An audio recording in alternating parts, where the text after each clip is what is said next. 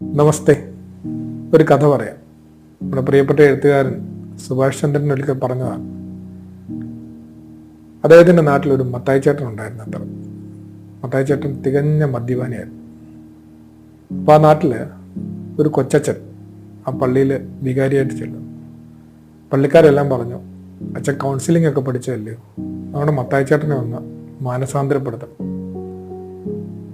അച്ഛൻ ചെറുപ്പമായിരുന്നുകൊണ്ട് ആവേശത്തിലങ്ങ് ഇറങ്ങി. അതിരാവിലെ മത്തായി ചേട്ടൻ പുറത്തേക്ക് ഇറങ്ങുന്നതിന് മുമ്പ് വീട്ടിലെത്തി ഉപദേശിക്കാൻ തുടങ്ങി. ഒടുവിൽ അച്ഛൻ്റെ ഉപദേശം സഹിക്കാൻ വയ്യാതെ നമ്മുടെ മത്തായി ചേട്ടൻ മദ്യപാനം നിർത്തി. ഒരു 5-6 മാസം ഒരു കുഴപ്പമില്ലായിരുന്നു. അത് കഴിഞ്ഞപ്പോഴാണ് പള്ളിയിലെ പെരുന്നാൾ വരിക. പള്ളി പെരുന്നാൾ എന്നൊക്കെ പറഞ്ഞാൽ നല്ലൊരു ഒക്കേഷനാണല്ലോ. പള്ളിയുടെ പെരുന്നാൾ പ്രദക്ഷിണം പുറത്തേക്ക് ഇറങ്ങുമ്പോൾ അച്ഛൻ നോക്കിയപ്പോൾ മത്തായി ചേട്ടനുണ്ട് അവിടെ കിടപ്പുണ്ട് പഴയ പോലെ. അച്ഛന് വലിയ സങ്കടമായി. അച്ഛൻ അടുത്ത് ചെന്ന് മത്തായി ചേട്ടനോട് മത്തായി ചേട്ടാ എന്ന് വിളിക്കുക. ഈ അച്ഛൻ്റെ ഉപദേശം 1 മാസം കേട്ടതുകൊണ്ട് അച്ഛൻ്റെ ശബ്ദം നല്ല പരിചയമാണ്.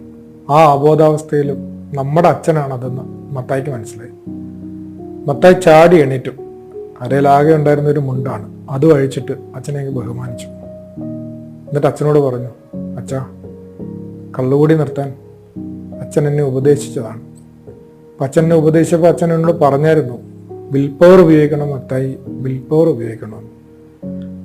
അച്ഛൻ പറഞ്ഞതുപോലെ ഞാൻ എൻ്റെ വിൽ പവർ ഉപയോഗിച്ച് കഴിഞ്ഞ 6 മാസവും മദ്യത്തിൻ്റെ അടിമത്തത്തിൽ നിന്ന് മോചനം പ്രാപിച്ചു.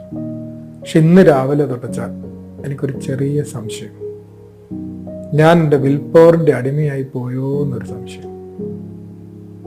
ശരിക്കും ഈ നോമ്പൊക്കെ കഴിയുമ്പോൾ അങ്ങനെ ഒരു സന്ദേഹം ഉണ്ടാകാനുള്ള ഒരു സാധ്യത വളരെ കൂടുതലാണ് കേട്ടോ.